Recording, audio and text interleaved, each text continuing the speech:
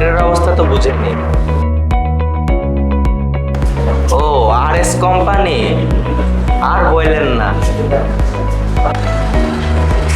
RS company? RS company মার্কেটে টিকতে পারবে না। শোন, স্যার রুমে RS কোম্পানি নাম কইতেছে। কি অফিসে আজকে RS কোম্পানির নাম কইছে? কি আরএস কোম্পানি? দোস্ত খবর আছে, আজকে আরএস কোম্পানি তো পুরাই চাঙ্গে। কি আরএস কোম্পানি?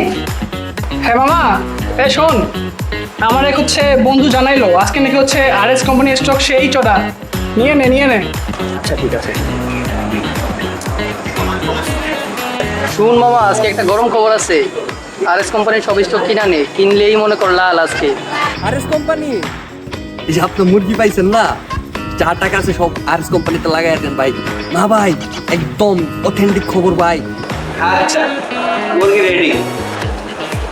ওইখানে 2 লাখ পাঠাই দাও, আর আমার ওই অ্যাকাউন্টে 2 লাখ, আর আমার জন্য একটা 15 Pro Max আপডেট দিয়ে দাও।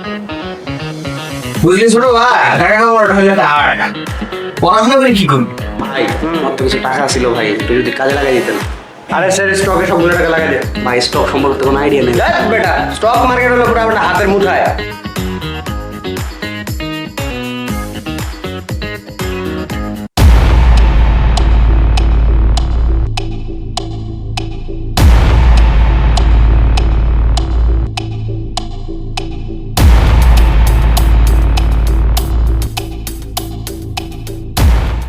আপনি এভাবে সর্বশান্ত হতে পারেন, তাই বিনিয়োগ করার আগে বুঝে শুনে বিনিয়োগ করুন।